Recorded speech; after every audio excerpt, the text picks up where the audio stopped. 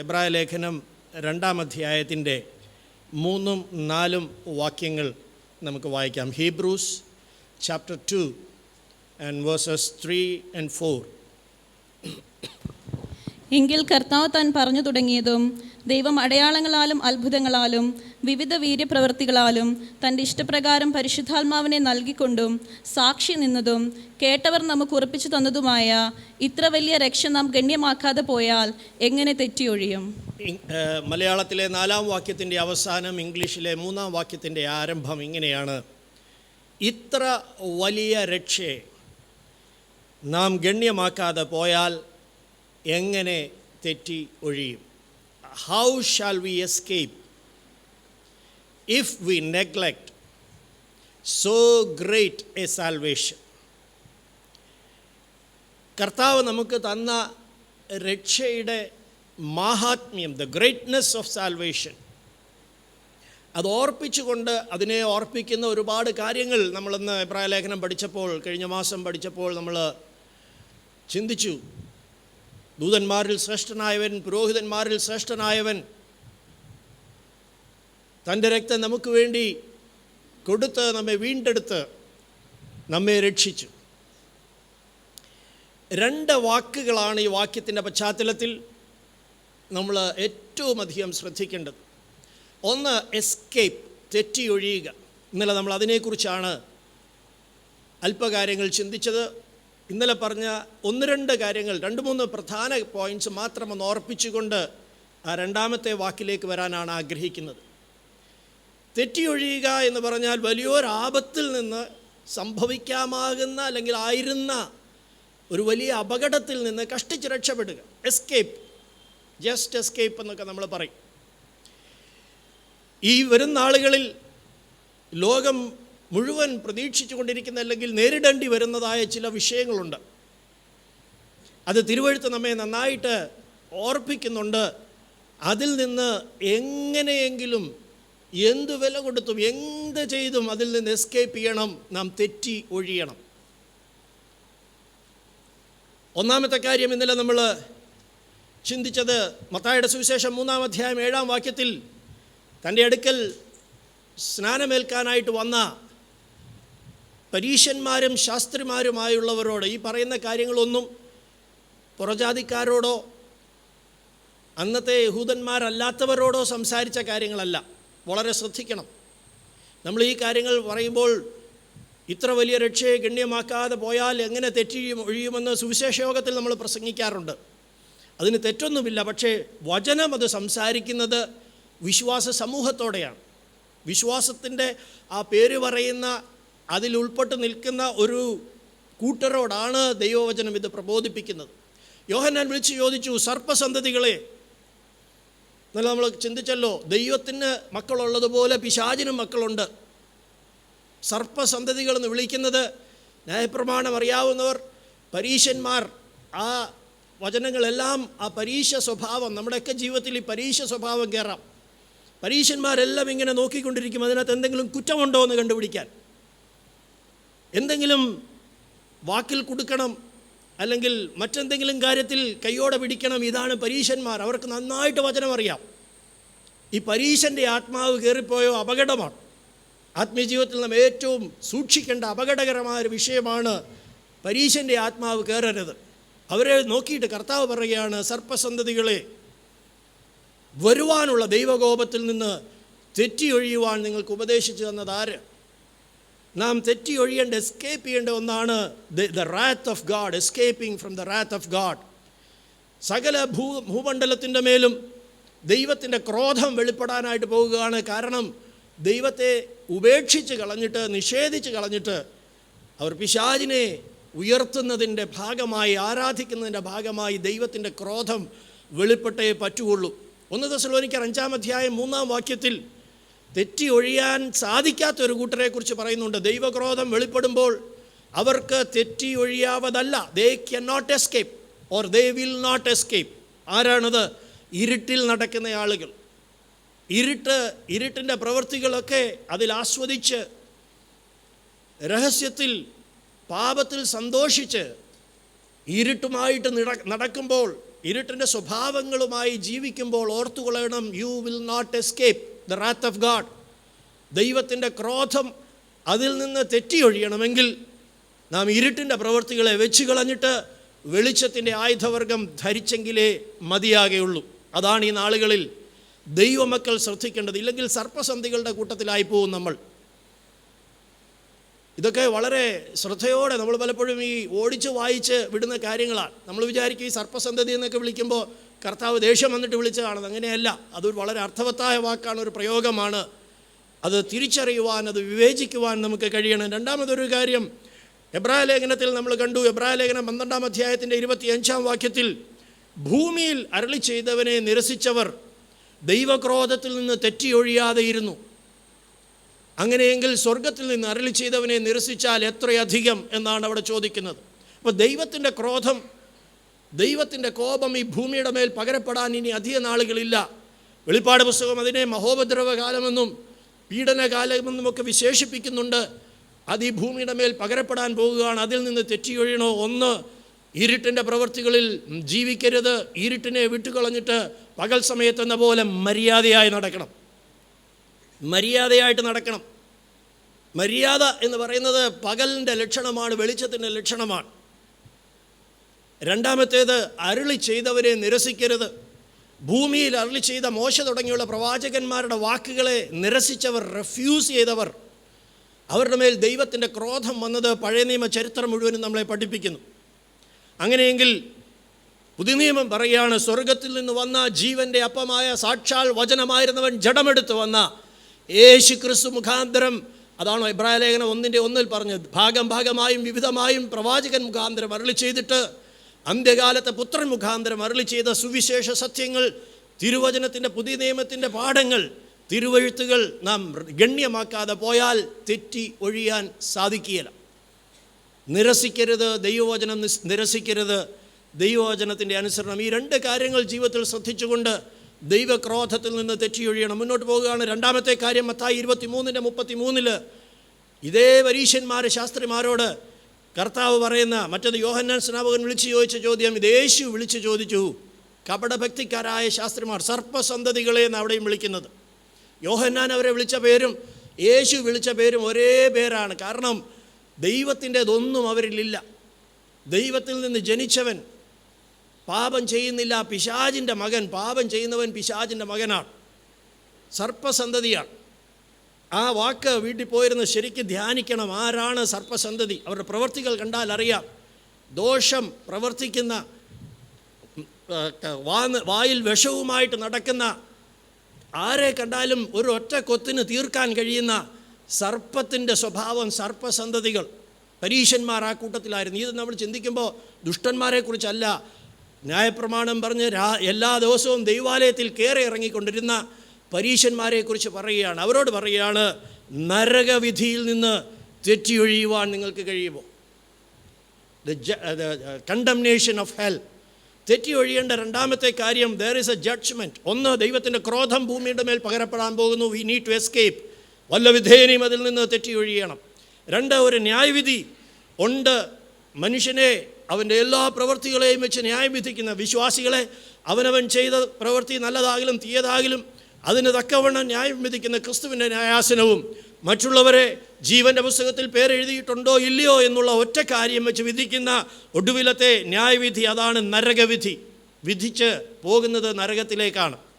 റോമാലേഖനം 2-ാം അധ്യായത്തിൽ നാം വായിക്കുമ്പോൾ 3-ാം വാക്യവും 5-ാം വാക്യവും വായിക്കുമ്പോൾ ദൈവത്തിൻ്റെ വിധി, ദ ജഡ്ജ്മെൻറ്റ് ഓഫ് ഗാഡ് എന്നാണ് അവിടെ പറയുന്നത്. 5-ാം വാക്യത്തിൽ ദൈവത്തിൻ്റെ നീതിയുള്ള വിധി എന്ന് പറയുന്നു. അപ്പോൾ ഈ ദൈവത്തിൻ്റെ വിധിയിൽ നിന്ന് തെറ്റിയൊഴിയുവാൻ ഒറ്റ കാര്യമേ ദൈവവചനം പറയുന്നു, മറ്റുള്ളവരെ വിധിക്കരുത്, ഒരാളെയും വിധിക്കരുത്. വിധിക്ക് 2 പ്രമാണങ്ങളുണ്ട്. വിധിക്കാൻ അവകാശമുണ്ടോ ഇല്ലയോ എന്നറിയുവാൻ. നമ്മൾ പലപ്പോഴും ഇന്നലെ ഞാൻ ഓർപ്പിച്ച പോലെ ജഡ്ജിമാരാകാൻ ഒരു പരീക്ഷ നടത്തിയ വിശ്വാസികളായിരിക്കും ചിലപ്പോൾ അതിനകത്ത് ക്വാളിഫൈ ചെയ്യാൻ പോകുന്ന. എല്ലാ വിശ്വാസികൾക്കും വിധിക്കാൻ അറിയാം. വിധിക്കണമെങ്കിൽ തിരുവെഴുത്ത് പറയുന്ന 2 കാര്യങ്ങളുണ്ട്. ഒന്ന്, നിങ്ങളിൽ പാപമില്ലാത്തവൻ കല്ലെറിയണം. കയ്യിലിരിപ്പ് ഇല്ലാതെ ഇരിക്കുന്ന ഒരാൾ, കയ്യിൽ വേറെ ദോഷമായതൊന്നും ഇല്ല എന്ന് ഉറപ്പുണ്ടെങ്കിൽ വിധിക്കാം. 2, വിധി നടപ്പാക്കാൻ അധികാരമുണ്ടെങ്കിലേ വിധിക്കാൻ അധികാരമുള്ളൂ. ഇന്നലെ ഞാൻ പറഞ്ഞ പോലെ 2 അടിയാണ് കൊടുക്കേണ്ടതെന്ന് നമ്മൾ വീട്ടിൽ ഇരുന്ന് വിധിക്കും മറ്റുള്ളവരെ. പക്ഷേ അടിക്കാൻ ചെല്ലത്തില്ല നമ്മൾ. നമുക്കറിയാം അടിക്കാൻ ചെന്ന വിവരം അറിയുമെന്നുള്ളത്. നമുക്ക് പറ്റാത്ത കാര്യങ്ങളൊക്കെ നമ്മൾ വിധിക്കും. അത് ചെയ്യാൻ നമുക്ക് പറ്റുമോ? അതില്ല. ചെയ്യാൻ പറ്റാത്തതൊക്കെ വിധിക്കും. പക്ഷേ വചനം പറയുന്നത് വിധിക്കുന്നതിന് മുമ്പ് ഓർത്തോണം, വിധി നടപ്പാക്കാൻ അതിന് കഴിവുണ്ടോ, അതിന് അധികാരമുണ്ടോ. ഇല്ലെങ്കിൽ വിധിക്കാൻ പോകരുത്, നീ വിധിക്കപ്പെടും. അതാണ് ദൈവവചനം പറയുന്ന പ്രമാണം. Judge not. അതുകൊണ്ട് കർത്തൃമേശയിൽ പറയുന്നൊരു കാര്യമുണ്ട്, ലോകത്തോടുകൂടെ വിധിക്കപ്പെടാതിരിക്കേണ്ടതിന് തങ്ങളെ തന്നെ വിധിച്ചു കൊള്ളണം. വിധിക്കാൻ ആകെ റൈറ്റ് ഉള്ളത് അവനവനെ വിധിക്കാൻ അധികാരമുണ്ട്, അനുവാദമുണ്ട്. പൗലോസ് അങ്ങനെ ഒരാളായിരുന്നു.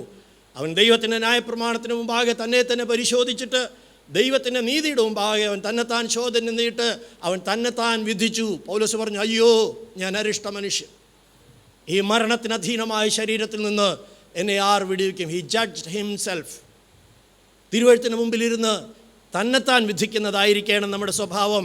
മറ്റുള്ളവരെ വിധിക്കുന്നവൻ അതേ കാര്യം ചെയ്യാൻ പ്രലോഭിപ്പിക്കപ്പെടും, അതേ കാര്യത്തിൽ വീഴും. അത് പ്രമാണമാണ്, പുസ്തകത്തിൻ്റെ പ്രമാണമാണ്. നീ ഒരുത്തനെ വിധിച്ചാൽ അതേ കാര്യം നിൻ്റെ ജീവിതത്തിൽ വരാൻ ഇന്നല്ലെങ്കിൽ നാളെ അതിന് അവസരം ഉണ്ടാകും.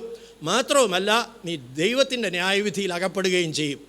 ദൈവത്തിൻ്റെ വിധിയിൽ അകപ്പെടാതിരിക്കണോ, അതിൽ നിന്ന് തെറ്റിയൊഴിയണോ? Judge not. അത് ഒരു തീരുമാനമായി, ഒരു പ്രമാണമായിട്ട് ജീവിതത്തിൽ എടുക്കണം. അതാണ് ദൈവഭക്തിയുടെ മാർഗം. മുന്നോട്ട് പോവുകയാണ്. 3-ാമത്തെ കാര്യം, ലൂക്കോസിന് സുവിശേഷം 21-ാം അധ്യായത്തിൽ ഇന്നലെ നമ്മൾ കണ്ടു. ഈ ഗ്രേറ്റ് എസ്കേപ്പ്, ഈ വലിയ രക്ഷപ്പെടൽ, തെറ്റിയൊഴിയുന്ന ഈ പ്രവൃത്തി സംഭവിക്കാൻ പോകുന്നത് കർത്താവിൻ്റെ പ്രത്യക്ഷതയിലാണ്.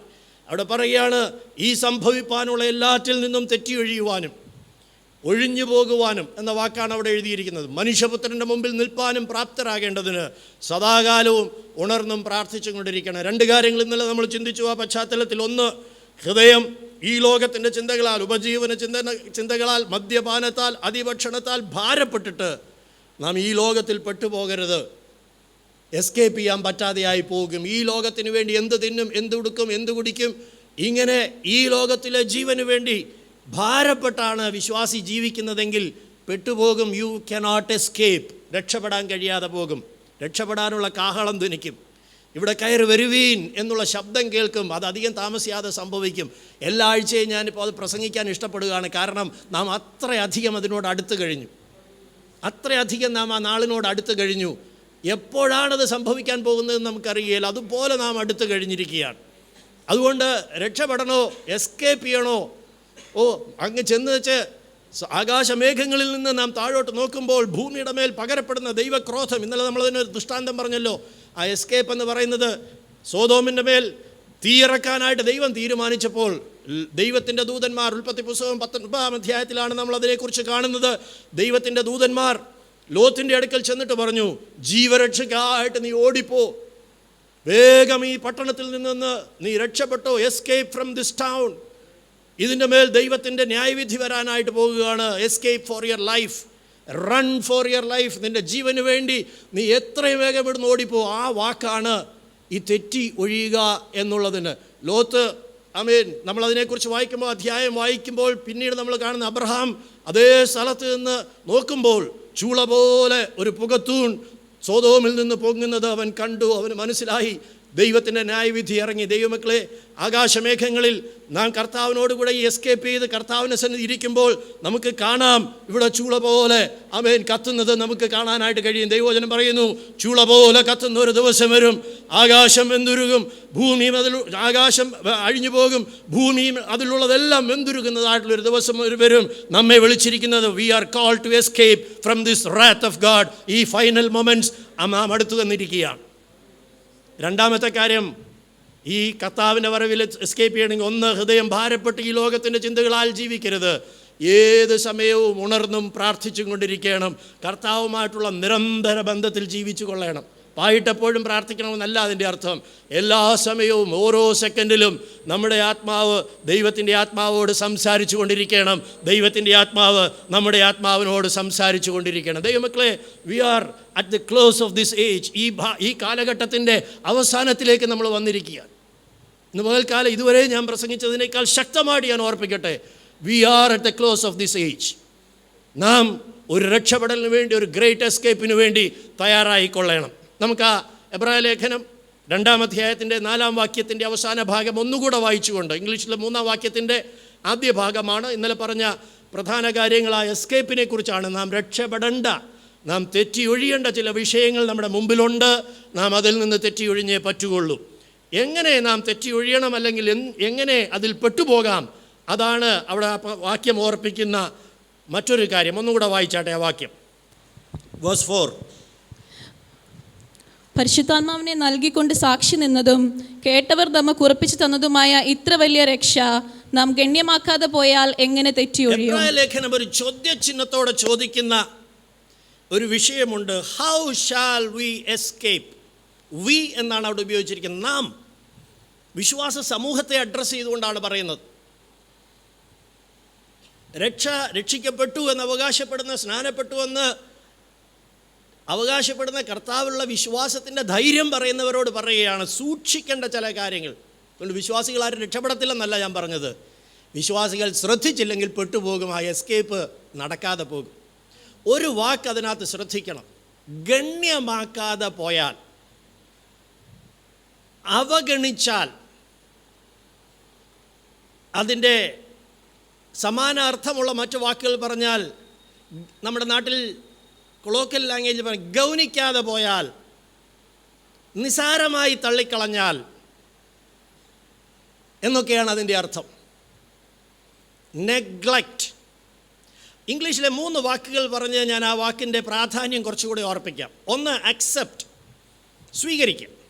ഏതെങ്കിലും ഒരു കാര്യം നമുക്ക് ലഭിക്കുമ്പോൾ, ഇവിടെ പറയുന്നത് വിലയേറിയ ഒരു രക്ഷ, ഗ്രേറ്റ് സാൽവേഷൻ, അത് അക്സെപ്റ്റ് എന്ന് പറഞ്ഞാൽ അതിൻ്റെ മുഴു ഗൗരവത്തോടുകൂടെ അത് കൈക്കൊണ്ട് അത് ഏറ്റെടുക്കുന്നതിനാണത് പറയുന്നത്. അതിൻ്റെ എല്ലാ വ്യവസ്ഥകളും അനുസരിച്ച് നാം അതിൽ മുന്നോട്ട് പോകുന്നു. അതിനാണ് അക്സെപ്റ്റ് എന്ന് പറയുന്നത്. 2-ാമത്തെ വാക്ക് റിജക്റ്റ്. റിജക്റ്റ് എന്ന് പറഞ്ഞാൽ തള്ളിക്കളഞ്ഞു. എനിക്ക് വേണ്ട ഈ പരിപാടി, എനിക്ക് രക്ഷിക്കപ്പെടുകയും വേണ്ട, സ്നാനപ്പെടുകയും വേണ്ട, അഭിഷേകം പ്രാപിക്കുകയും വേണ്ട, പ്രാർത്ഥിക്കുകയും വേണ്ട, ഒന്നും വേണ്ട, ഞാൻ പാപത്തിൽ ജീവിച്ചോളാം. അങ്ങനെയുള്ള ധാരാളം ആളുകൾ ലോകത്തിലുണ്ട്. ദേ റിജക്റ്റഡ് സാൽവേഷൻ. യേശുവിൻ്റെ കാലത്ത് സ്നാനമേൽക്കാതെ ദൈവത്തിൻ്റെ ആലോചന അവർ തള്ളിക്കളഞ്ഞു എന്നാണ് നമ്മൾ വായിക്കുന്നത്. അവർ തള്ളിക്കളഞ്ഞു. ദൈവത്തിൻ്റെ ആലോചനയാണെന്ന് മനസ്സിലായിട്ട് അവർക്ക് വേണ്ട. രക്ഷിക്കപ്പെടുന്നത്, രക്ഷയെ തള്ളിക്കളയുന്നവരുണ്ട്, സ്നാനത്തെ തള്ളിക്കളയുന്നവരുണ്ട്, വേർപാടിനെ തള്ളിക്കളയുന്നവരുണ്ട്. റിജക്റ്റ് എന്നാണ് അതിൻ്റെ അർത്ഥം. അപ്പോൾ അക്സെപ്റ്റ് എന്താണെന്നറിയാം, റിജക്റ്റ് എന്താണെന്നറിയാം. നെഗ്ലക്റ്റ് എന്ന് പറഞ്ഞാൽ എന്താ? ഓരോ വാക്കിൻ്റെ അർത്ഥം മനസ്സിലായാലേ അവിടെ പറയുന്നത് എന്താണെന്ന് മനസ്സിലാവുള്ളൂ. നെഗ്ലക്റ്റ് എന്ന് പറഞ്ഞാൽ തള്ളിക്കളഞ്ഞിട്ടുമില്ല, റിജക്റ്റ് ചെയ്തിട്ടുമില്ല, മുഴുവനായിട്ട് അക്സെപ്റ്റ് ചെയ്തിട്ടുമില്ല. ഞാനിതിനെതിരൊന്നുമല്ല, എന്നാൽ എല്ലാ കാര്യങ്ങളും ഞാനൊട്ട് ഏറ്റെടുക്കാനും തയ്യാറല്ല. നമ്മൾ സാധാരണ പറയുമല്ലോ, ഉദാസീനതയോടെ ചെയ്യുക, വേണം വേണ്ടാന്നും വെച്ച് ചെയ്യുക. കുഞ്ഞുങ്ങളൊക്കെ പഠിക്കാനിരിക്കുമ്പം ചില മിടുക്കന്മാരുണ്ട്, അതിൻ്റെ അകത്ത് കൊച്ചു കഥപ്പുസ്തകമൊക്കെ, ഇപ്പോൾ കഥപ്പുസ്തകമൊന്നുമല്ല, മൊബൈലിലുണ്ടെല്ലാം, അതൊക്കെ വെച്ചുകൊണ്ട് ഇങ്ങനെ അതും കണ്ടുകൊണ്ടൊക്കെ ഇരിക്കും. അങ്ങനെ ഇരിക്കുമ്പോഴായിരിക്കും അമ്മ ഇത് കാണുന്നത്. പോയി 2 അടിയും കൊടുത്ത്, ഇടാ വേണമെന്ന് വെച്ച് പഠിക്കടാന്ന് പറയും. എന്ന് പറഞ്ഞാൽ അവൻ പുസ്തകം തുറന്ന് വെച്ചിട്ടുണ്ട്, വല്ലോടെ നോക്കിയിരുന്നുകൊണ്ട്, കാഴ്ച കണ്ടുകൊണ്ട് ഇങ്ങനെ പുസ്തകത്തിൽ നോക്കിയിരിക്കുകയാണ്. അവൻ വേണമെന്ന് വെച്ചല്ല പഠിക്കുന്നത്, അവൻ ആർക്കാനും വേണ്ടി പഠിക്കുക. വിശ്വാസ ജീവിതത്തിൽ തിരുവഴുത്ത് ഓർപ്പിക്കുന്നത് എസ്കേപ്പ് ചെയ്യണോ, നേരത്തെ പറഞ്ഞ ഭീകരമായ അവസ്ഥകൾ നമ്മുടെ മുമ്പിലുണ്ട്, രക്ഷപ്പെടണമോ, തെറ്റിയൊഴിയണമോ, വേണമെന്ന് വെച്ച് ജീവിക്കണം. എന്താ പറഞ്ഞേ?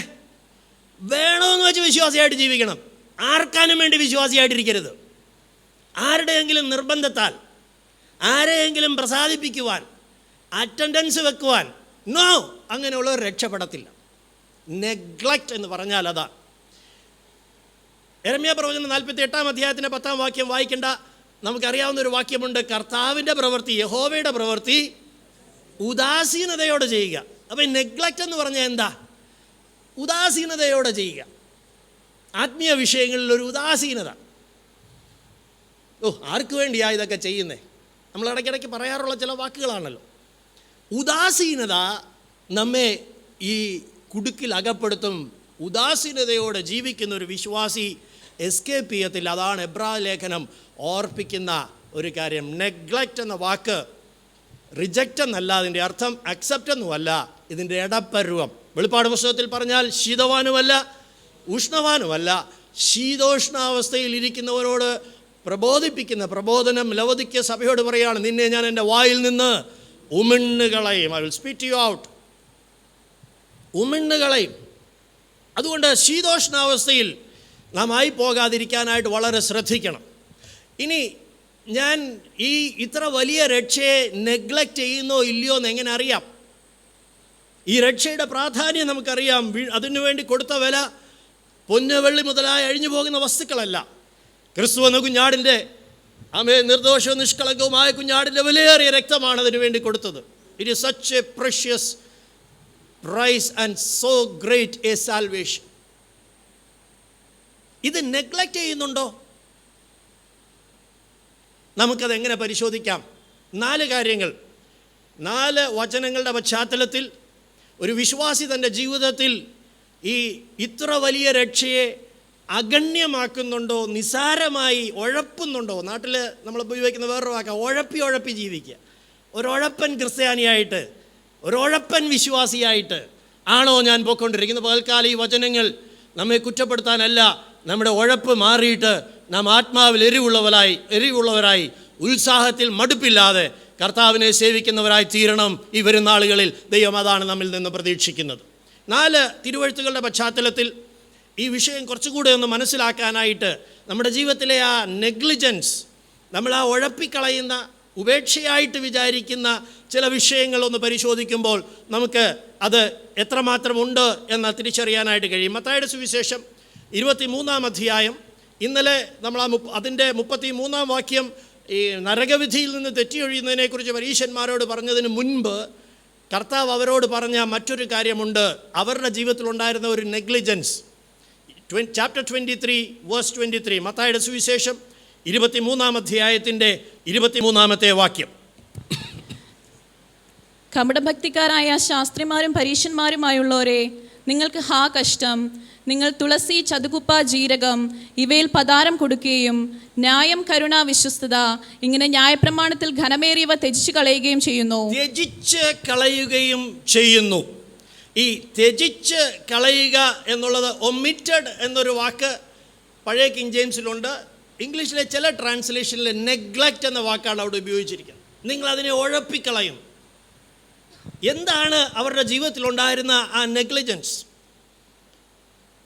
അവർ ഗണ്യമാക്കാതെ പോയൊരു കാര്യം. ഇത് അവർക്ക് മാത്രമല്ല, പരീശൻ്റെ ആത്മാവ് കയറിയാൽ നമുക്കെല്ലാവർക്കും ഇത് സംഭവിക്കും. അത് കയറാതിരിക്കാൻ സൂക്ഷിച്ചോണം. ദുരാത്മാക്കൾ പലതരത്തിലുണ്ട് കേട്ടോ. അതിലൊരു ദുരാത്മാവാണ് ഈ ഭക്തിയുടെ വേഷം കാണിക്കുന്ന പരീശൻ്റെ ആത്മാവ്.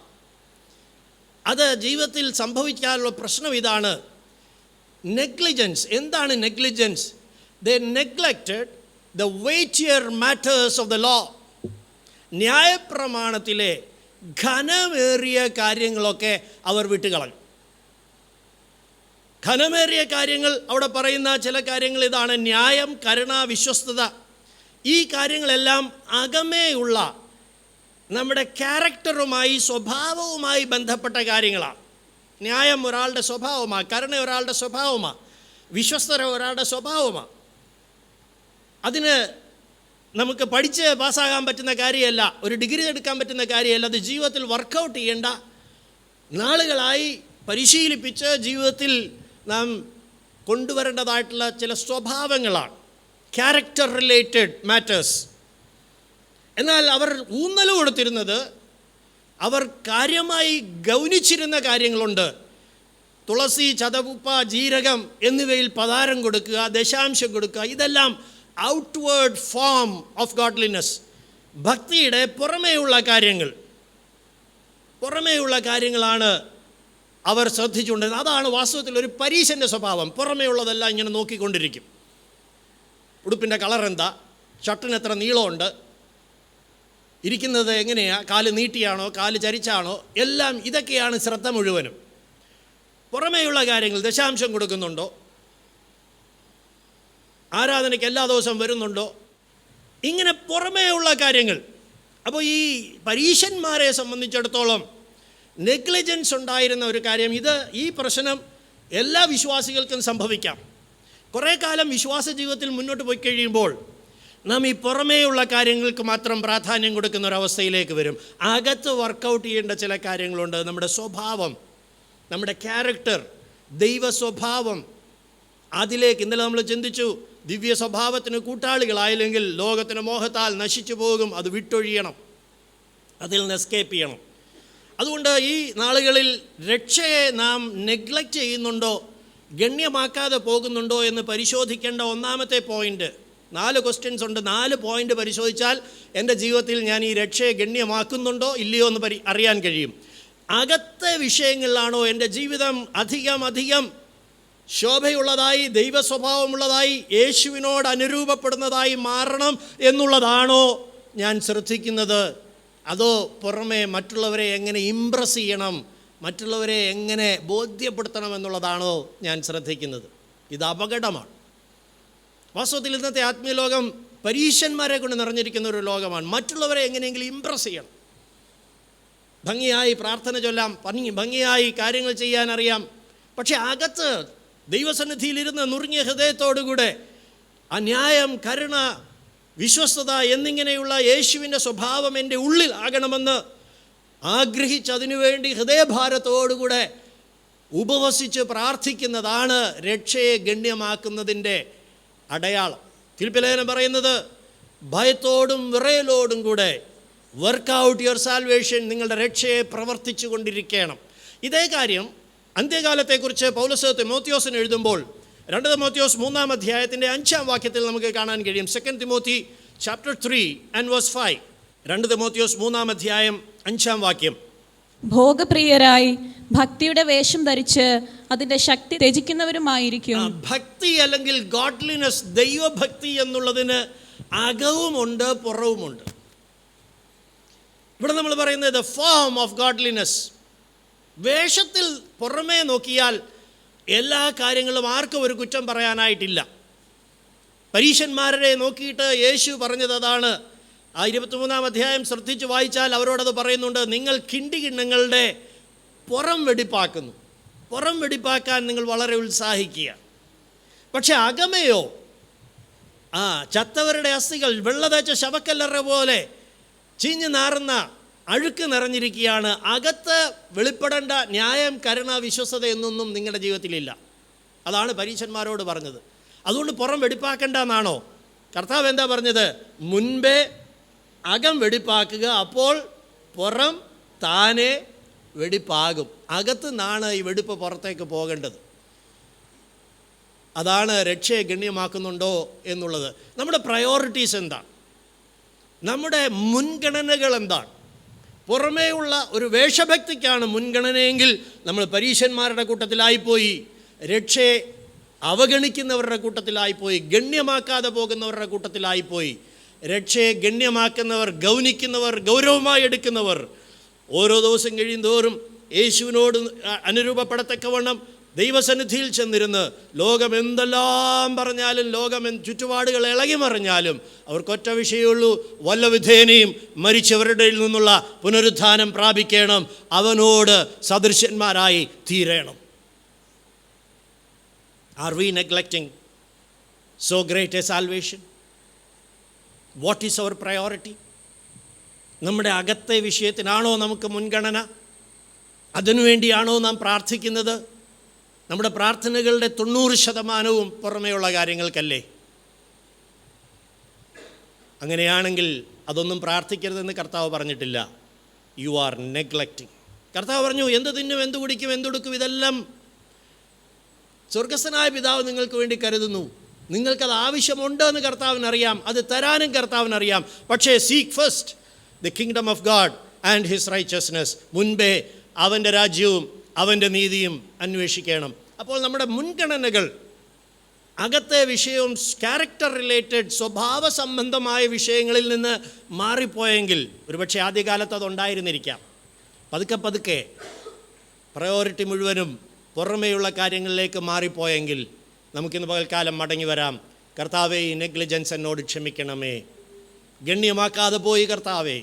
പലപ്പോഴും പല വിഷയങ്ങളും ഗണ്യമാക്കാതെ പോയി, മൂടി വെച്ച് കൊണ്ടുപോയി, കയ്പ് മൂടി വെച്ച് കൊണ്ടുപോയി, വിദ്വേഷം മൂടി വെച്ച് കൊണ്ടുപോയി, എൻ്റെ ഹൃദയത്തിലുള്ള നീരസം മൂടി വെച്ച് കൊണ്ടുപോയി. ദൈവം ഭാഗിച്ചെന്ന് കവിണ്ണു വീണ് കരയുവാൻ ഈ വരും ദിവസങ്ങൾ ഏറ്റെടുത്താൽ നമുക്ക് തെറ്റിയൊഴിയാനായിട്ട് സാധിക്കും. രണ്ടാമത്തെ വിഷയത്തിലേക്ക് വരാം. വളരെ പ്രധാനമായ 4 കാര്യങ്ങളാണ് പലപ്പോഴും വിശ്വാസികളുടെ ജീവിതത്തിൽ സംഭവിക്കുന്ന നെഗ്ലിജൻസ്, അവഗണിക്കുന്നതായ വിഷയങ്ങളാണ്. ഒന്ന്, നാം ചിന്തിച്ചത് അകമേയുള്ള ദൈവസ്വഭാവം പ്രാപിക്കുന്ന കാര്യം നാം നെഗ്ലക്റ്റ് ചെയ്യാൻ സാധ്യതയുണ്ട്, അവഗണിക്കാൻ സാധ്യതയുണ്ട്. അതിനേക്കാൾ മുൻഗണന പുറമേ ഉള്ളതിനായിപ്പോയാൽ നാം പരീശന്മാരുടെ കൂട്ടത്തിലാകും, തെറ്റിയൊഴിയാൻ കഴിയാതെ പോകും. രണ്ടാമത്തെ കാര്യം, കൊലോസി ലേഖനം 2-ാം അധ്യായത്തിൻ്റെ 23-ാമത്തെ വാക്യം നമുക്ക് വായിക്കാം. Colossians chapter 2 and verse 23. കൊലോസി ലേഖനം 2-ാം അധ്യായം 23-ാം വാക്യം. അതൊക്കെയും സ്വേച്ഛാരാധനയിലും താഴ്മയിലും ശരീരത്തിൻ്റെ ഉപേക്ഷയിലും രസിക്കുന്നവർക്ക് ജ്ഞാനത്തിൻ്റെ പേര് മാത്രമുള്ളത്. ഇവിടെ ഒരു കൂട്ടരെ കുറിച്ച് എഴുതിയിട്ടുണ്ട്. ഉപേക്ഷയായിട്ട് അവർ വിചാരിക്കുന്ന ഒരു കാര്യം, ദെയർ ബോഡി, ഇംഗ്ലീഷിൽ എഴുതിയിരിക്കുന്ന നെഗ്ലക്റ്റിംഗ് ഓഫ് ദ ബോഡി, ശരീരത്തെ ഉപേക്ഷയായിട്ട് വിചാരിക്കുക. അവിടെ അതിൻ്റെ പശ്ചാത്തലമുണ്ട്. ആ കാലഘട്ടത്തിൽ അവർക്കൊരു ഉപദേശം ലഭിച്ചിരുന്നു. ആത്മാവ്, സ്പിരിറ്റ് ഇസ് ഗുഡ്, ആത്മാവ് നല്ലതാണ്. രക്ഷിക്കപ്പെട്ട ഒരു വിശ്വാസി അവൻ ആത്മാവിൽ വീണ്ടും ജന്മം പ്രാപിച്ചു, അവനിനി ഒരു കുഴപ്പവും വരികയില്ല. ശരീരം കൊണ്ട് എന്ത് ചെയ്താലും അത് ആത്മാവിനെ ബാധിക്കത്തില്ല എന്നൊരു ഉപദേശം അവർക്കുണ്ടായിരുന്നു. വേറൊരു കൂട്ടർ ശരീരത്തെ പീഡിപ്പിച്ച്, ദണ്ണിപ്പിച്ച്, അല്ലെങ്കിൽ കഷ്ടപ്പെടുത്തി, തന്നെത്താൻ മുറിവേൽപ്പിച്ച്, സെൽഫ് ഇമ്പോസ്ഡ് ടോർച്ചർ, അങ്ങനെ ടോർച്ചർ ചെയ്ത് ഒരു വിശ്വാസിയായിട്ട് ജീവിക്കുക. ചില ആളുകളുണ്ടല്ലോ, ചില കടുംപിടുത്തങ്ങളുമായിട്ടൊക്കെ നടക്കുന്ന ആളുകൾ. ഈ ശരീരത്തിൻ്റെ ഒരു കാര്യം ഒരു ദൈവമക്കളെല്ലാം നന്നായിട്ട് ഓർത്തിരിക്കുകയാണ്. ഇത് ഉപേക്ഷയായിട്ട് വിചാരിക്കാനുള്ളതല്ല. പിന്നെ എന്തിനുള്ളതാണ് ഈ ശരീരം? 2 കാര്യങ്ങൾ വളരെ പ്രധാനമായിട്ട് നാം ഓർക്കണം. ഒന്ന്, റോമാലേഖനം 12-ാം അധ്യായത്തിൻ്റെ 1-2 വാക്യങ്ങൾ നമുക്കൊന്ന് വായിക്കാം. Romance chapter 12 and versus 1 and 2. റോമാലേഖനം 12-ാം അധ്യായം 1-2 വാക്യങ്ങൾ.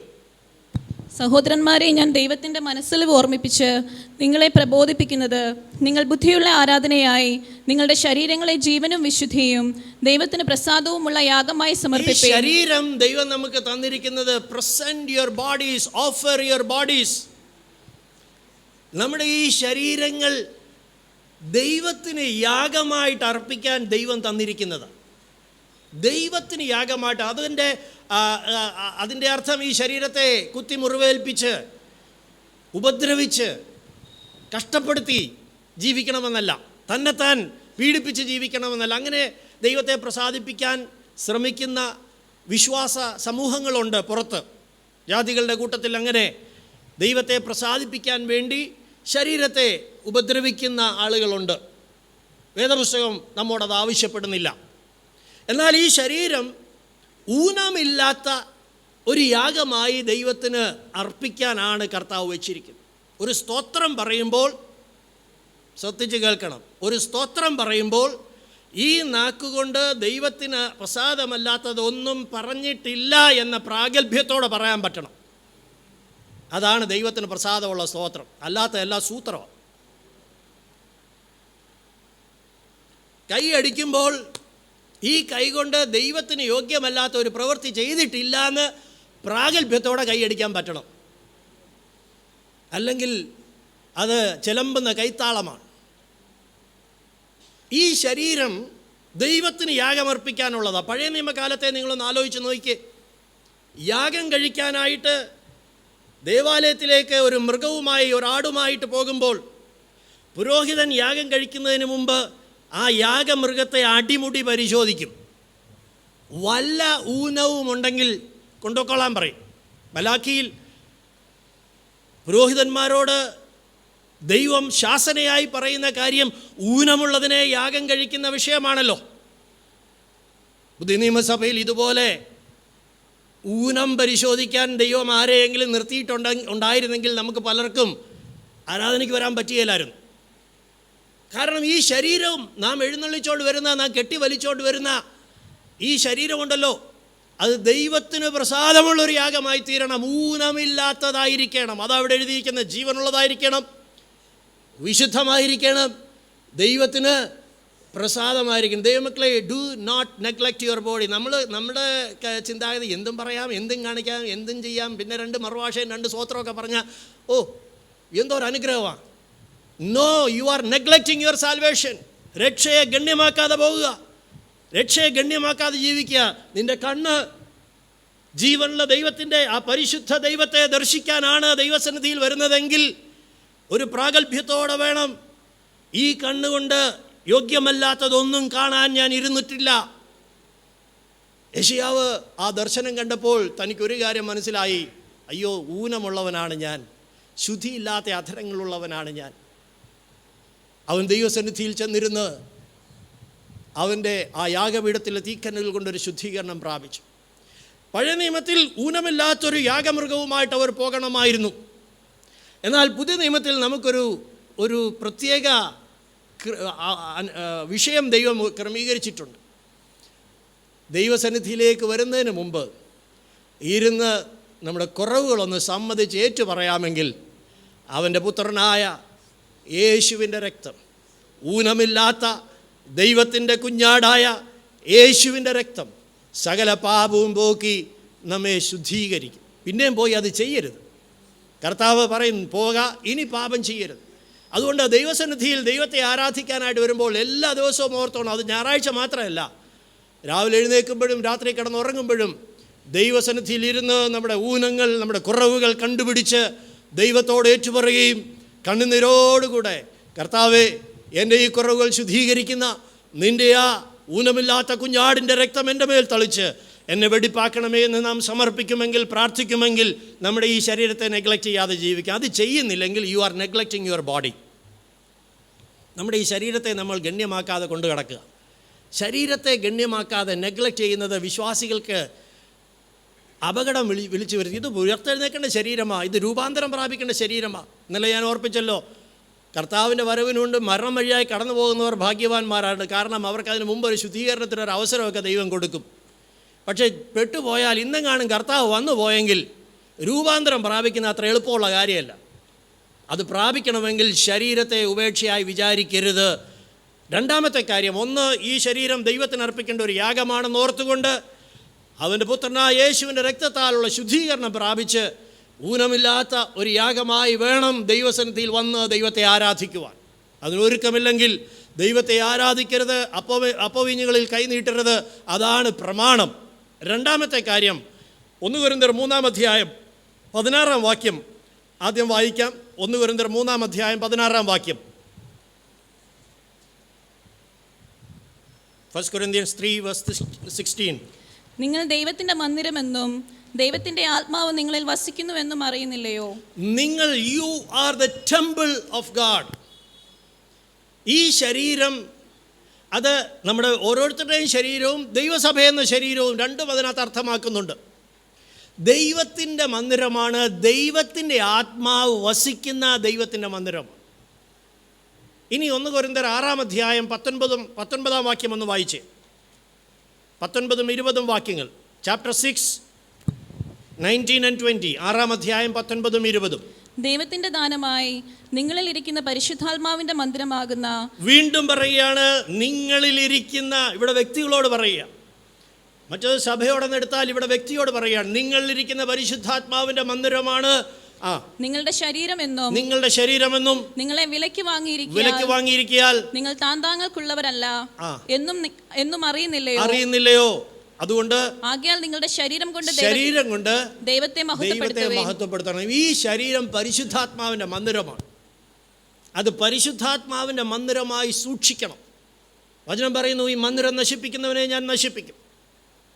ഈ ശരീരത്തെ ദൈവത്തിൻ്റെ മന്ദിരമായിട്ട് കൊണ്ടു നടക്കണം. നെഗ്ലക്റ്റ് ചെയ്യരുത്. രക്ഷയെ ഗണ്യമാക്കുന്നുണ്ടോ ഇല്ലയോ എന്ന് അവനവൻ്റെ ശരീരത്തെ നാം ദൈവത്തിൻ്റെ മന്ദിരമായിട്ട് സൂക്ഷിക്കുന്നുണ്ടോ എന്ന് പരിശോധിച്ചാൽ മനസ്സിലാകും. ഭക്ഷണം കഴിക്കുമ്പോൾ നന്നായി ആവശ്യത്തിന് ഭക്ഷണം കഴിക്കണം. തീറ്റിപ്രിയമായാൽ അത് ശരീരത്തെ നശിപ്പിക്കുന്നതാണ്. ഉപവസിക്കുമ്പോൾ യോഗ്യമായിട്ട് ഉപവസിക്കണം. കളിപ്പീർ ഉപവാസവും ഈ ശരീരത്തെ നശിപ്പിക്കുന്നതാണ്, ദൈവത്തിൻ്റെ മന്ദിരത്തെ നശിപ്പിക്കുന്നതാണ്. രണ്ടും ദൈവം വെച്ചിട്ടുള്ള വ്യവസ്ഥയാണ്. ഈ ശരീരം അത് പുറമെ വൃത്തിയായി സൂക്ഷിക്കുന്നത് പോലെ ഈ ശരീരം പാപത്തിൽ രസിക്കാനായിട്ട് വിട്ടുകൊടുക്കരുത്.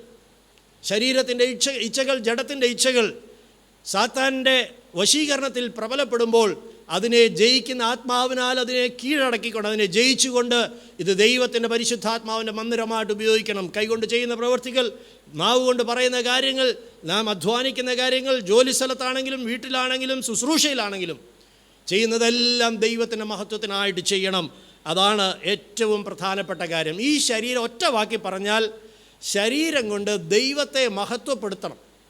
ഈ ശരീരം നമ്മൾ മിനുക്കി എല്ലാവരെയും, നാട്ടുകാരെ എല്ലാം കാണിച്ച് സന്തോഷിപ്പിക്കാനുള്ളതല്ല. അതിനേക്കാൾ സ്വർഗത്തിലെ ദൈവം എൻ്റെ ശരീരത്തിൽ സന്തോഷിക്കണം.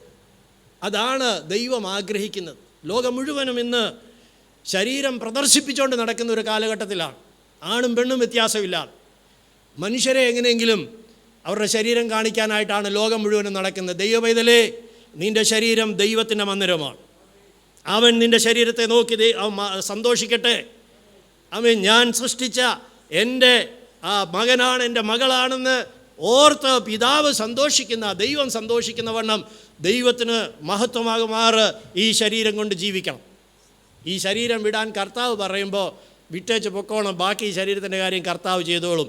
അതിനെ അവസാന നാളിൽ ഉയർത്തെഴുന്നേൽപ്പിച്ച് തേജസ്സോടെ അവൻ്റെ മുമ്പിൽ നിർത്തേണ്ടത് കർത്താവിൻ്റെ ആവശ്യമാണ്. അതുകൊണ്ട് are we neglecting our salvation? Are we glorifying our God with our body? നമ്മുടെ ശരീരം കൊണ്ട് നാം ദൈവത്തെ മഹത്വപ്പെടുത്തുന്നുണ്ടോ? അത് വളരെ ശ്രദ്ധിച്ച് പരിശോധിച്ചു കൊള്ളണം.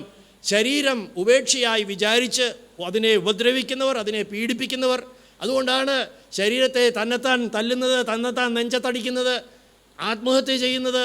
ഇതൊക്കെ ദൈവമക്കൾക്ക് ചേർന്ന കാര്യമല്ല, ദൈവമക്കൾക്ക് വെച്ചിട്ടുള്ള കാര്യമല്ല. You are destroying your body. ഈ ശരീരം ആരോഗ്യത്തോടിരിക്കുകയും ദൈവത്തിന് മഹത്വമായിട്ടിരിക്കുകയും ചെയ്യണം. അവസാനം വരെ ദൈവത്തെ പ്രസാദിപ്പിച്ച് ജീവിക്കാനായിട്ട് നമുക്ക് കഴിയണം.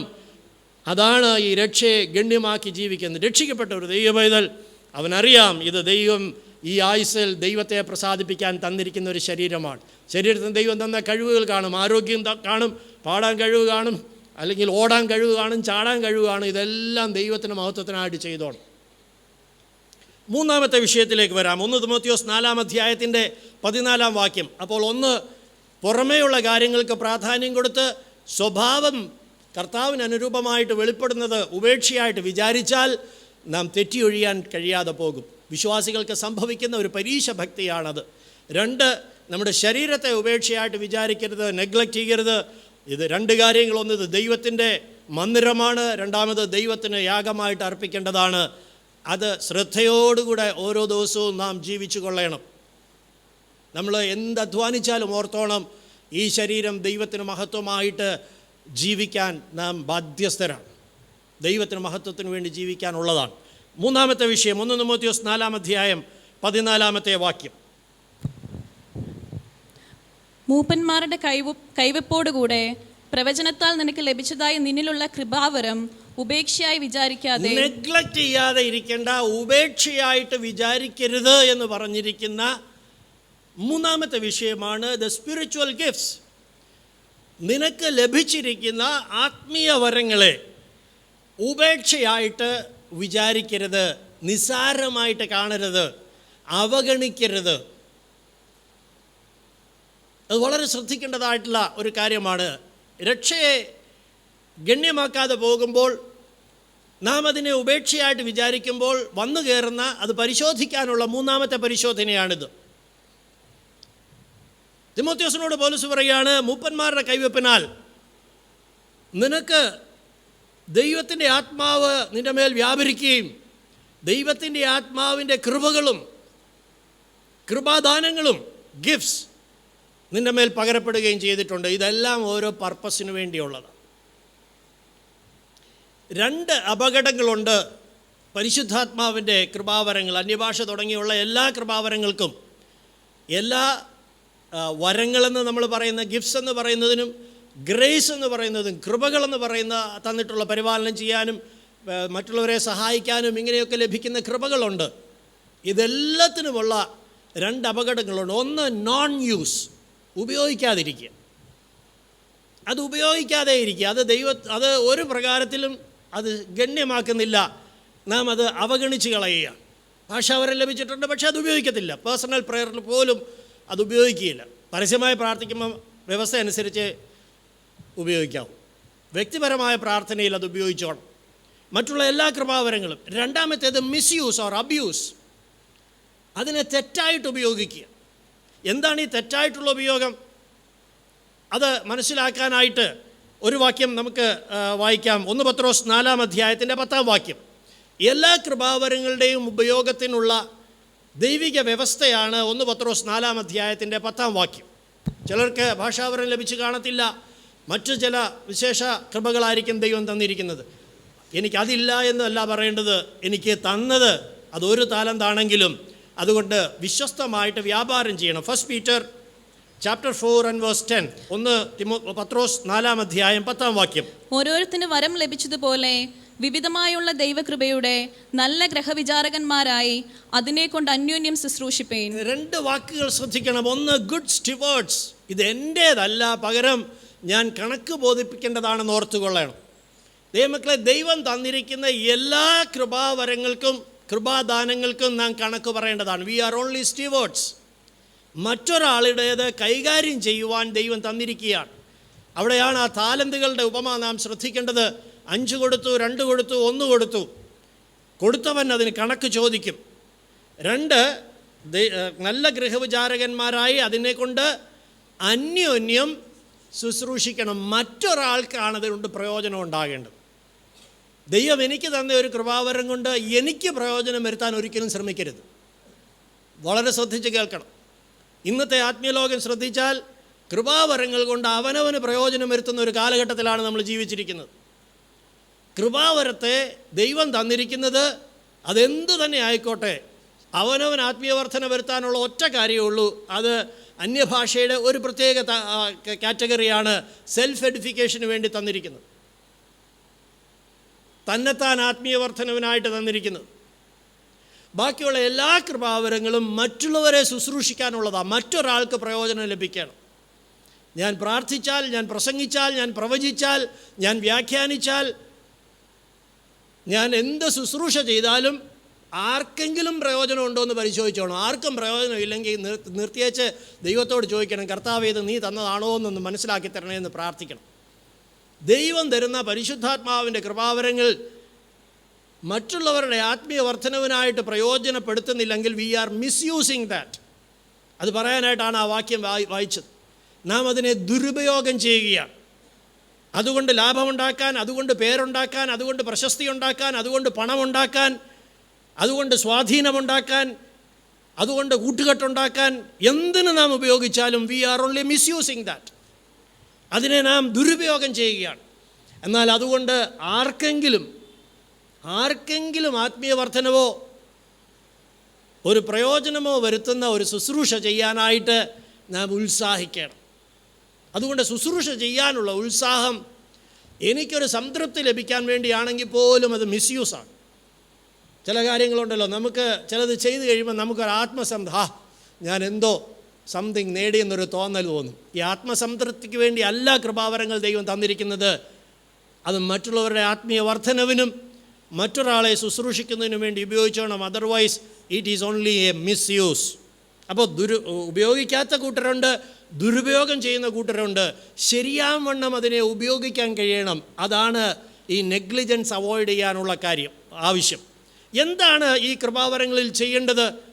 പൗലോസ് തിമോത്തിയോസിന് 2-ാം ലേഖനം എഴുതുമ്പോൾ അത് ചെയ്യേണ്ട കാര്യം അവിടെ പറയുന്നുണ്ട്. 1-ാം ലേഖനത്തിൽ ഉപേക്ഷയായി വിചാരിക്കരുത് എന്ന് പറഞ്ഞു. Do not neglect the spiritual gifts. 2-ാം ലേഖനം 2 തിമോത്തിയോസ് 1-ാം അധ്യായം 6-ാം വാക്യം ശ്രദ്ധിച്ച് വായിച്ചാൽ അത് ചെയ്യേണ്ട കാര്യം എന്താണ് എന്ന് അവിടെ വായിച്ചിട്ടുണ്ട്, എഴുതിയിട്ടുണ്ട്.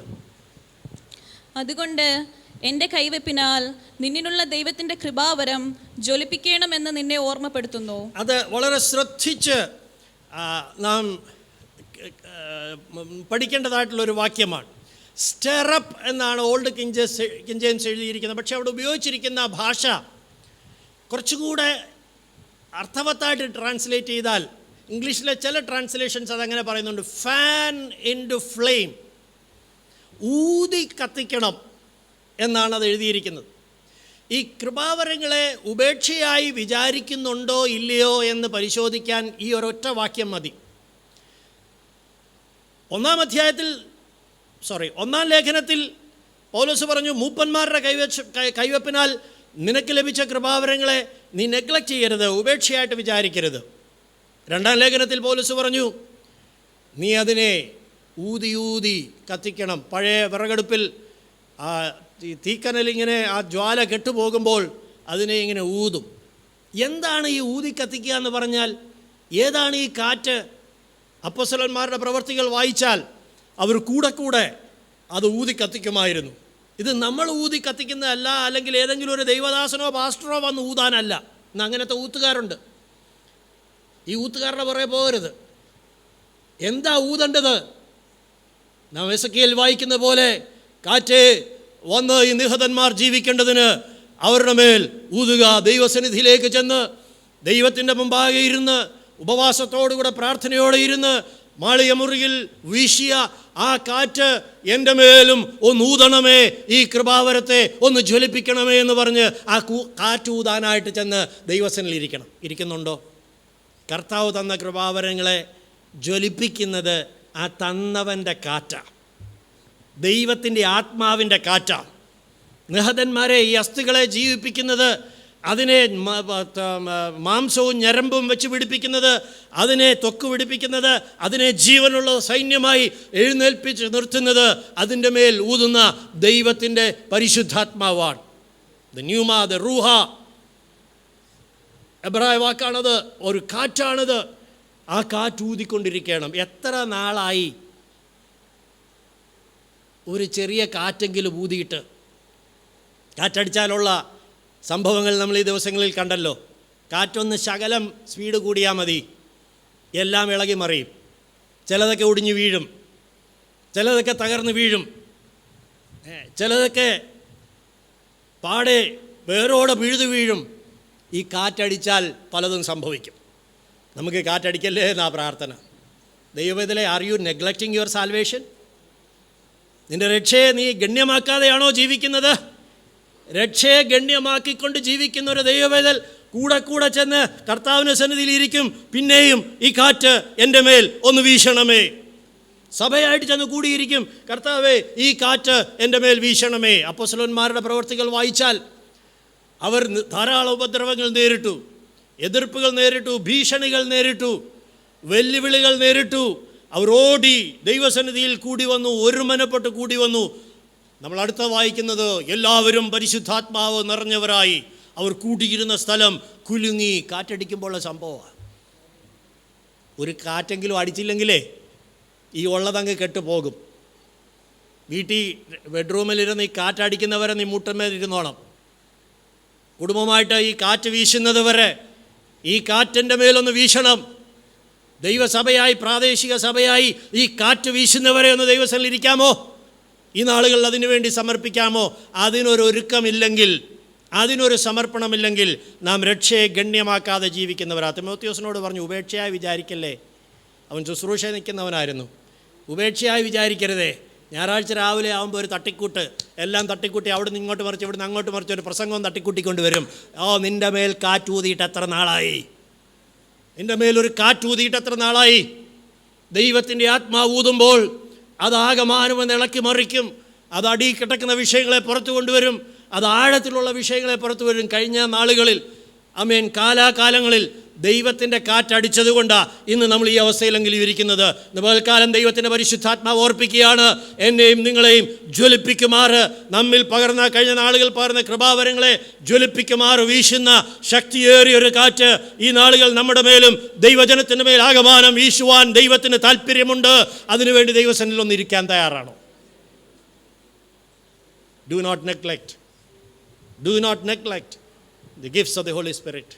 ജ്വലിക്കട്ടെ, എല്ലാ കൃപാവരങ്ങളും ജ്വലിക്കട്ടെ, ദൈവത്തിൻ്റെ ആത്മാവിൽ പ്രവചിക്കട്ടെ, ദൈവത്തിൻ്റെ ആത്മാവിൽ ഭൂതങ്ങളെ പുറത്താക്കട്ടെ. ദൈവത്തിൻ്റെ ആത്മാവിൽ രോഗികളുടെ മേൽ കൈവെക്കട്ടെ. രോഗികൾ സൗഖ്യമാകട്ടെ. ദൈവത്തിൻ്റെ ആത്മാവിനാൽ മരിച്ചവർ ഉയർക്കട്ടെ.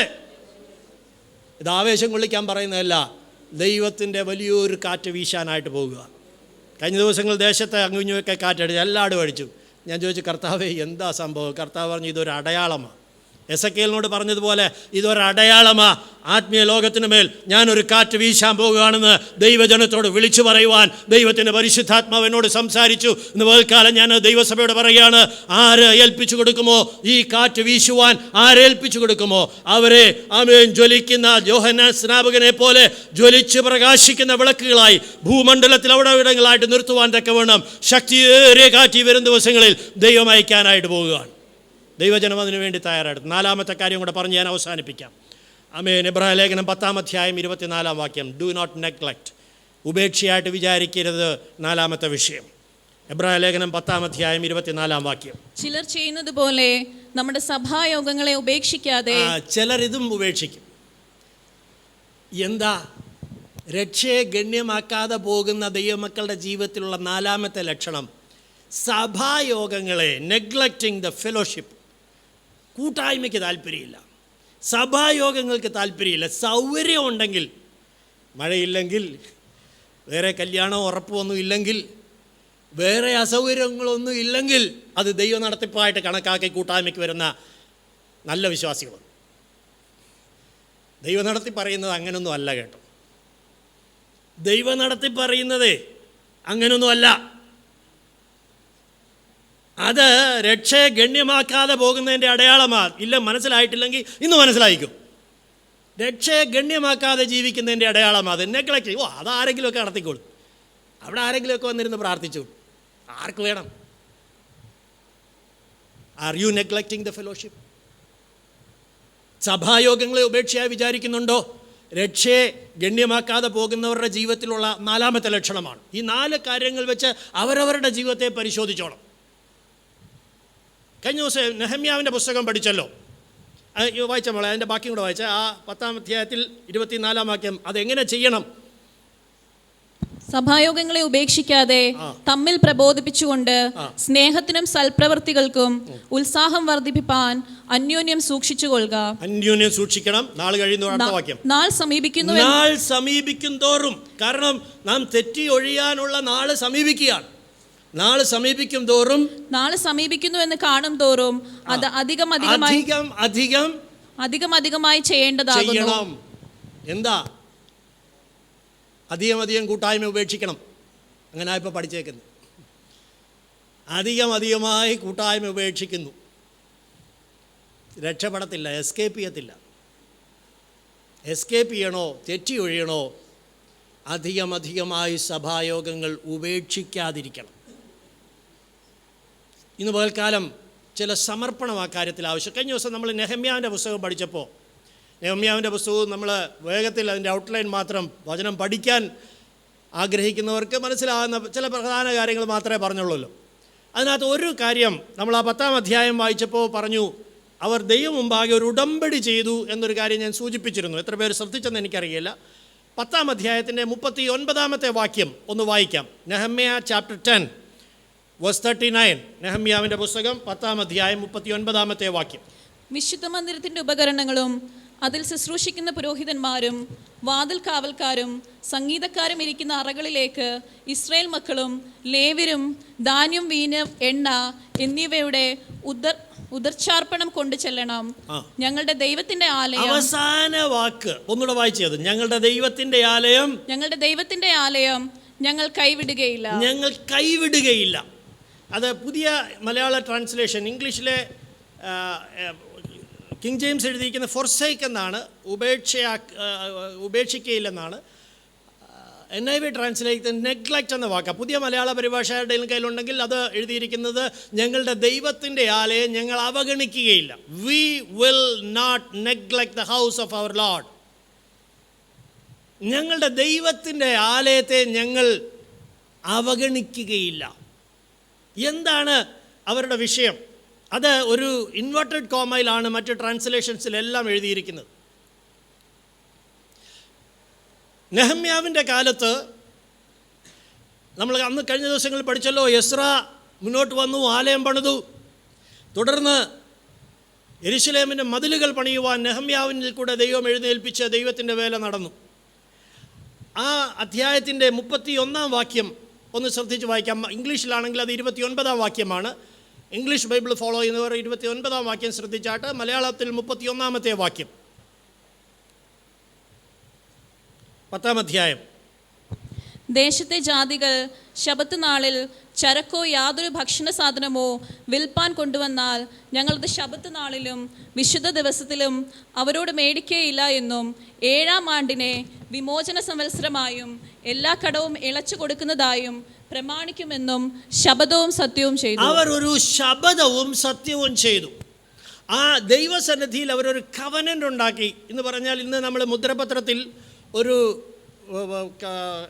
എഗ്രിമെൻ്റ് ഉണ്ടാക്കി ഒപ്പിടുന്നത് പോലെ ദൈവം മുമ്പാകെ അവരൊരു ശബദവും സത്യവും ചെയ്ത ചില കാര്യങ്ങളാണ്. ആ ഒരു ലിസ്റ്റ് ഓഫ് കാര്യങ്ങൾ അവിടെ പറയുന്നുണ്ട്. വലിയൊരു നീണ്ട ലിസ്റ്റാണ് അവർ ദൈവസന്നിധിയിൽ ഒരു ശബദം ചെയ്തത്. അതിൻ്റെ ഒടുവിൽ അതിൻ്റെ എല്ലാത്തിൻ്റെയും ഒരു സമ്മറി ആയിട്ട് ഇൻവേർട്ടഡ് കോമയിൽ ആ മുദ്രപത്രത്തിൻ്റെ അവസാനം ഏറ്റവും പ്രധാനപ്പെട്ട അതിൻ്റെ സമ്മറി എഴുതിയിരിക്കുകയാണ്: ഞങ്ങളുടെ ദൈവത്തിൻ്റെ ആലയം ഞങ്ങൾ ഉപേക്ഷിക്കുകയില്ല. ഞങ്ങളുടെ ദൈവത്തിൻ്റെ ആലയത്തെ ഉപേക്ഷയായി വിചാരിക്കുകയില്ല. അത് വളരെ ശ്രദ്ധിക്കേണ്ട ഒരു കാര്യമാണ്. Neglecting the house of God. ദൈവസഭയെ അങ്ങ് നെഗ്ലക്റ്റ് ചെയ്യുക, ദൈവത്തിൻ്റെ ആലയത്തെ അങ്ങ് നെഗ്ലക്റ്റ് ചെയ്യുക, അങ്ങ് ഉപേക്ഷയായിട്ട് വിചാരിക്കുക. അത് ആ രക്ഷയെ ഗണ്യമാക്കാതെ പോകുന്നതിൻ്റെ ഒരു രോഗലക്ഷണം. ഇതിനൊരു പശ്ചാത്തലമുണ്ട്. ഹഗായി, സെക്കറിയാവ് തുടങ്ങിയ പ്രവാചകന്മാർ പ്രവചിക്കുമ്പോൾ അവർ പ്രവചിച്ചത് ഇവർ ദൈവത്തിൻ്റെ ആലയത്തെ നെഗ്ലക്റ്റ് ചെയ്തു, ഉപേക്ഷയായിട്ട് വിചാരിച്ചു. ഒരു കാലത്ത് അവരുടെ ആ ഉപേക്ഷയായിട്ട് വിചാരിച്ചതിനെ ദൈവത്തിൻ്റെ ആത്മാവിൽ പ്രവചിച്ച് ശാസിച്ചപ്പോൾ അവർ മടങ്ങി വന്നിട്ടൊരു ഉടമ്പടി ചെയ്യുക: ഇനി മേലാൽ ഞങ്ങൾ ഉപേക്ഷിക്കില്ല. ഹഗായി പ്രവചനം 1-ാം അധ്യായം 3 തുടങ്ങി 9 വരെയുള്ള വാക്യങ്ങൾ വേഗത്തിലൊന്ന് വായിക്കാം. നമ്മുടെ സമയം മുന്നോട്ട് പോയി എങ്കിലും വേഗത്തിൽ ആ വാക്യങ്ങളൊന്ന് വായിക്കാം. ദൈവത്തിൻ്റെ ആലയത്തെ നെഗ്ലക്റ്റ് ചെയ്താൽ എന്ത് സംഭവിക്കും? ദൈവസഭയെ നമ്മൾ ഉപേക്ഷയായിട്ട് വിചാരിച്ചാൽ, അവഗണിച്ചാൽ, നിസ്സാരമായിട്ട് കണ്ടാൽ എന്ത് സംഭവിക്കും? അത് ഹഗായി അവരോട് പ്രവചിക്കുന്നുണ്ട്. ഹഗായി ചാപ്റ്റർ 1 1-ാം അധ്യായം 3 തുടങ്ങി 9 വരെയുള്ള വാക്യങ്ങൾ. ഹഗായി പ്രവാചകൻ മുഖാന്തരം യഹോവയുടെ അരുളപ്പാടുണ്ടായതെന്തെന്നാൽ, ഈ ആലയം ശൂന്യമായിരിക്കെ നിങ്ങൾ തട്ടിട്ട വീടുകളിൽ പാർപ്പാൻ കാലമായോ? ആകയാൽ സൈന്യങ്ങളുടെ യഹോവ ഇപ്രകാരം അരുളി ചെയ്യുന്നു: നിങ്ങളുടെ വഴികളെ വിചാരിച്ചു നോക്കുവേൻ. നിങ്ങൾ വളരെ വിതച്ചിട്ടും അല്പമേ കൊണ്ടുവരുന്നുള്ളൂ. നിങ്ങൾ ഭക്ഷിച്ചിട്ടും പൂർത്തി വരുന്നില്ല, പാനം ചെയ്തിട്ടും തൃപ്തി വരുന്നില്ല, വസ്ത്രം ധരിച്ചിട്ടും ആർക്കും കുളിർ മാറുന്നില്ല. കൂലിക്കാരൻ ഓട്ടസഞ്ചിയിൽ ഇടുവാൻ കൂലി വാങ്ങുന്നു. സൈന്യങ്ങളുടെ യഹോവ ഇപ്രകാരം അരുളി ചെയ്യുന്നു: നിങ്ങളുടെ വഴികളെ വിചാരിച്ചു നോക്കുവേൻ. നിങ്ങൾ മലയിൽ ചെന്ന് മരം കൊണ്ടുവന്ന് ആലയം പണിവേൻ. ഞാൻ അതിൽ പ്രസാദിച്ച് മഹത്വപ്പെടും എന്ന് യഹോവ കൽപ്പിക്കുന്നു. നിങ്ങൾ അധികം കിട്ടുമെന്ന് കാത്തിരുന്നു, എന്നാൽ അത് അല്പമായി തീർന്നു. നിങ്ങൾ അത് വീട്ടിൽ കൊണ്ടുവന്നു, ഞാനോ അത് ഊതിക്കളഞ്ഞു. അതെന്തുകൊണ്ട്? എൻ്റെ ആലയം ശൂന്യമായി കിടക്കുകയും നിങ്ങൾ ഓരോരുത്തരും താന്താൻ്റെ വീട്ടിലേക്ക് ഓടുകയും ചെയ്യുന്നത് കൊണ്ട് തന്നെ എന്ന് സൈന്യങ്ങളുടെ യഹോവയുടെ അരുളപ്പാട്. അവരുടെ പ്രശ്നം അതായിരുന്നു. അവരുടെ പ്രധാന പ്രശ്നം, they neglected the house of God. ദൈവത്തിൻ്റെ ആലയം ശൂന്യമായിരിക്കെ അവരുടെ വീടുകൾ തട്ടിട്ട വീടുകളാക്കി അത് പാർക്കാനാണ് അവരുടെ ഉത്സാഹം. അവരെ ബന്ധപ്പെട്ട് അധ്വാനിച്ച് സമ്പാദിച്ച് അധികം കിട്ടുമെന്ന് പ്രതീക്ഷിച്ച് അവരുടെ വീട്ടിലേക്കാണ് എല്ലാം കൊണ്ടുവരുന്നത്. എല്ലാം അവരുടെ വീട്ടിൽ സ്വന്തം കാര്യങ്ങൾക്ക് വേണ്ടി മാത്രമാണ്. കർത്താവ് പറഞ്ഞു, ഞാൻ അതിനെ ഊതിക്കളഞ്ഞു. എന്താ കാര്യം? You neglected the house of God. നിങ്ങൾ ദൈവത്തിൻ്റെ ഭവനത്തെ, ഒരു കാര്യം ഓർക്കണം ദൈവമക്കളെ, ദൈവത്തിൻ്റെ സഭയെ അവഗണിച്ചാൽ അതിൻ്റെ ശാപമാണ് ഹഗായി പ്രവചിച്ചത്. അതവരനുഭവിച്ചു. അവർ കൂലി വാങ്ങിച്ചു, ഓട്ടസഞ്ചി ഇടുന്ന പോലെ. അവരധ്വാനിച്ചു, ഒന്നും മിച്ചമില്ല. കർത്താവ് പറയാം, നിങ്ങളുടെ വഴികളൊന്ന് വിചാരിച്ചു നോക്ക്. നിങ്ങളുടെ ജീവിതത്തിൽ നിങ്ങൾ കടന്നു പോകുന്ന കാര്യങ്ങളൊക്കെ ഒന്ന് ആലോചിച്ച് നോക്ക്. എന്താണ് ഇതിൻ്റെ കുഴപ്പം? നിങ്ങൾക്ക് എന്താ മനസ്സിലാകാത്തത്? ഒറ്റ കുഴപ്പമേ ഉള്ളൂ. You neglected the house of God. ദൈവസഭയെ നിങ്ങൾ നിസ്സാരമാക്കി കളഞ്ഞു, അവഗണിച്ചു കളഞ്ഞു. ഈ അപകടം നമുക്ക് സംഭവിക്കരുത്. Do not neglect the house of God. അത് അവസാനം വൈദ്യനും വക്കീലും വർഷോപ്പുകാരനും എല്ലാം കൊണ്ടുപോയി തീർത്ത് കളയും. ജീവിതം കിടന്ന് കഷ്ടപ്പെടും. അതുകൊണ്ടാണ് ഇവർ മടങ്ങി വന്നപ്പോൾ ഒരു ഉടമ്പടി ചെയ്ത് ദൈവത്തിൻ്റെ മുമ്പാകെ. നെഹമ്യാവിൻ്റെ പുസ്തകത്തിൽ ദ മെയ്ഡ് എ കവനൻറ്റ്. അവർ ഉടമ്പടി ചെയ്തു, ഞങ്ങൾ ഇനിമേലാൽ ദൈവത്തിൻ്റെ ആലയത്തെ വിട്ടുകളകയില്ല എന്ന് പഴയ മലയാളം ദൈവത്തിൻ്റെ ആലയത്തെ അവഗണിക്കുക. ഇന്ന് പകൽക്കാലം ദൈവമക്കളെ എത്ര പേര് ആ ഉടമ്പടി ചെയ്യാൻ തയ്യാറാണ് ദൈവം പാകെ? ഞാൻ ദൈവത്തിൻ്റെ ആലയത്തെ അവഗണിക്കുകയില്ല, ദൈവത്തിൻ്റെ ആലയത്തെ ഞാൻ നിസ്സാരമാക്കുകയില്ല. ഇന്ന് മനുഷ്യർക്ക് ഏറ്റവും നിസ്സാരമായിട്ട് എന്തും കാണിക്കാവുന്ന ഒന്നാണ് ദൈവസഭ. അങ്ങനെ അല്ല ദൈവമക്കളെ. അങ്ങനെ ചെയ്താൽ ഇസ്രായേൽ മക്കൾ അനുഭവിച്ച അനുഭവമാണ് സംഭവിക്കാൻ പോകുന്നത്. ഭയപ്പെടുത്താൻ വേണ്ടി പറയുകയല്ല, ഗൗരവമായ വിഷയമാണ്. Do not neglect the house of God. ദൈവത്തെ സംബന്ധിച്ചിടത്തോളം എൻ്റെ വീടല്ല, ദൈവത്തിൻ്റെ വീടാണ് ദൈവത്തിന് പ്രധാനപ്പെട്ട കാര്യം. ദൈവത്തിന് പ്രധാനപ്പെട്ട കാര്യം. രക്ഷയെ ഗണ്യമാക്കാതെ ജീവിക്കുന്നവരുടെ ജീവിതത്തിൻ്റെ അടയാളമാണ് അവർ ദൈവസഭയെ ഗണ്യമാക്കുന്നവരല്ല.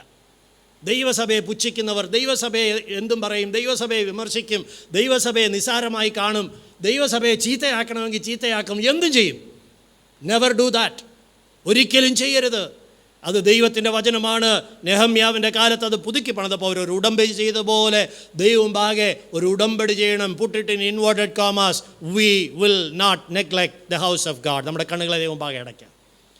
രക്ഷയെ ഗണ്യമാക്കാതെ ജീവിച്ചാൽ 4 ലക്ഷണങ്ങൾ കൊണ്ടത് തിരിച്ചറിയാം. 1, ന്യായപ്രമാണത്തിലെ ഘനമേറിയ കാര്യങ്ങൾ ഗണ്യമാക്കാതെ പോകും. പുറമേയുള്ള വേഷഭക്തിക്ക് മാത്രം പ്രാധാന്യം കൊടുത്തുകൊണ്ട് ജീവിക്കും. അകമേ ദൈവ സ്വഭാവം പ്രാപിക്കുന്നതിന് ഒരു ഉത്സാഹമില്ലാത്തവരായി തീരും. 2, അവനവൻ്റെ ശരീരത്തെ എന്ത് പാപവും എന്തും ചെയ്യും, എന്തും പറയും, എന്തും നോക്കും, എങ്ങനെയും പോവും, എവിടെയും പോവും, എന്തിലും തയ്യാറായിട്ട് ജീവിക്കും. അവനവൻ്റെ ശരീരം ദൈവത്തിന് പ്രസാദമുള്ള യാഗമായും ദൈവത്തെ മഹത്വപ്പെടുത്തുന്ന ശരീരമായും പരിശുദ്ധാത്മാവിൻ്റെ മന്ദിരമായി സൂക്ഷിക്കാൻ നിസാരമായിട്ട് അതിനെ അവഗണിച്ച് കളയും. 3-ാമത്തെ കാര്യം, കൃപാവരങ്ങളെ അവഗണിച്ച് കളയും. ഒന്നുകിൽ അത് ഉപയോഗിക്കുകയില്ല, അല്ലെങ്കിൽ അത് സ്വന്തം ലാഭത്തിന് വേണ്ടി ദുരുപയോഗം ചെയ്യും. എന്നാൽ അത് ദൈവസന്നിധിയിലേക്ക് കൊണ്ടുചെന്ന് ഒരു കാറ്റ് അതിന്മേൽ വീശി അതിനെ ജ്വലിപ്പിക്കത്തക്കവണ്ണം ദൈവത്തിൻ്റെ മുമ്പാകെ മറഞ്ഞിരുന്ന്, അവൻ്റെ പൂണിയിൽ മറഞ്ഞിരുന്ന് ഒരു മിനുക്കി അമ്പായി തീർന്ന് ശക്തിയോയിട്ട് കർത്താവിന് വേണ്ടി പ്രയോജനപ്പെടുന്ന ജീവിതങ്ങളായി നമ്മുടെ ജീവിതങ്ങൾ രൂപാന്തരപ്പെടണം. 4-ാമത്തെ കാര്യം, ദൈവത്തിൻ്റെ ആലയത്തെ ഗണ്യമാക്കാതെ പോകും. ഈ അവസ്ഥകൾ നമ്മുടെ ജീവിതത്തിൽ വന്നാൽ തെറ്റി വി ഷാൽ നോട്ട് എസ്കേപ്പ്, രക്ഷപ്പെടാൻ കഴിയാതെ പോകും. ദൈവമക്കളെ, അതുകൊണ്ട് ഇന്ന് പകൽക്കാലം നമ്മുടെ കണ്ണുകളെ അടയ്ക്കാം. കർത്താവിന് മുമ്പാകെ നമ്മുടെ വായം തുറക്കാം. എത്ര പേര് ഒരു ഉടമ്പടി ചെയ്യാൻ തയ്യാറാണ്? എത്ര പേര് ഇതിന് മുമ്പാകെ ഒന്ന് സമർപ്പിക്കാൻ തയ്യാറാണ്? തങ്ങളുടെ ശരീരങ്ങളെ ജീവനും വിശുദ്ധിയും ദൈവത്തിന് പ്രസാദമുള്ള യാഗമായിട്ട് സമർപ്പിക്കാൻ എത്ര പേര് തയ്യാറാണ്? കർത്താവെ, ഈ ശരീരം കൊണ്ട് കഴിഞ്ഞ കാലങ്ങളിൽ ഞാൻ ഈ ശരീരത്തെ ശ്രദ്ധിക്കാതെ ജീവിച്ചു, അതിനെ ദൈവത്തിന് മഹത്വമായിട്ട് ഉപയോഗിക്കാൻ എനിക്ക് കഴിയാതെ പോയി, ഞാനതിന് വേണ്ട ഊന്നൽ കൊടുത്തില്ല. കർത്താവെ, എന്നോട് ക്ഷമിക്കണമേ, എന്നോട് ക്ഷമിക്കണമേ എന്ന് ആര് ദൈവത്തോട് നിലവിളിക്കും? പുറമേയുള്ള കാര്യങ്ങൾ മാത്രം ഞാൻ ശ്രദ്ധിച്ചു, അകമേ ദൈവ സ്വഭാവം പ്രാപിക്കുന്നതിൽ എനിക്ക് ഉത്സാഹമില്ലാതെ പോയി, എന്നോട് ക്ഷമിക്കണമേ എന്നാര് ദൈവത്തോട് പ്രാർത്ഥിക്കും? വാതുറന്നാട്ട് എല്ലാവരും കർത്താവിനോട് സംസാരിച്ചാട്ട്. ഇതൊരു ഉടമ്പടിയുടെ ദിവസമാണ്. Making A covenant with God. Amen. Israel മക്കൾ ആമേൻ നെഹമ്യാവിൻ്റെ കാലത്ത് അവരൊരു ഉടമ്പടി ചെയ്തു, ഒരു ശപഥവും ഒരു സത്യവും ചെയ്തു. ഞങ്ങളുടെ ദൈവത്തിൻ്റെ ആലയത്തെ ഞങ്ങൾ ഉപേക്ഷിക്കുകയില്ല. എത്ര പേരതിന് തയ്യാറാണ്? എത്ര പേരത് തയ്യാറാണ്? ജീവിതത്തിൽ വളരെ പ്രധാനപ്പെട്ട 4 കാര്യങ്ങൾ, രക്ഷയെ ഗണ്യമാക്കാതെ ജീവിക്കുന്നതിൻ്റെ അടയാളങ്ങളായിട്ട് നമുക്ക് പരിശോധിക്കാൻ കഴിയുന്ന, നാം പലപ്പോഴും അവഗണിച്ച് കളയുന്ന, നിസ്സാരമാക്കി കളയുന്ന, ഉപേക്ഷയായിട്ട് വിചാരിക്കുന്ന 4 കാര്യങ്ങൾ വിട്ടുകൊടുക്കാമോ? പരിശുദ്ധാത്മാവിനൊന്ന് വിട്ടുകൊടുക്കാമോ?